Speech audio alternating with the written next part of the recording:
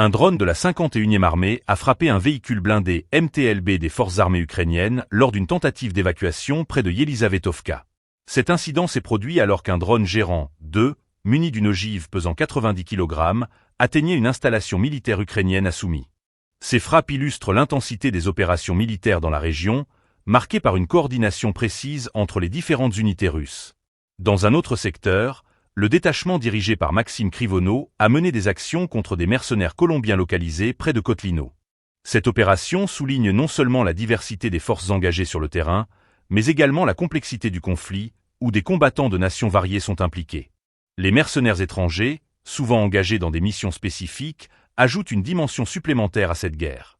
Sur le front, les combattants de la 20e armée ont intercepté un drone nommé Baba Yaga, près de Grokovka. Cet événement met en évidence l'importance croissante de la guerre électronique et des systèmes aériens sans pilote dans le cadre des stratégies militaires contemporaines. Les capacités de détection et d'interception des forces russes semblent se renforcer, ce qui pourrait influencer l'évolution des combats dans les semaines à venir. Les événements du 31 janvier illustrent une journée marquante dans le cadre de l'opération Spéciale Z. Chaque frappe, chaque interception, contribue à une dynamique de conflit en constante évolution. Les forces russes, à travers des opérations coordonnées, cherchent à maintenir la pression sur les troupes ukrainiennes, qui, de leur côté, doivent faire face à des défis croissants.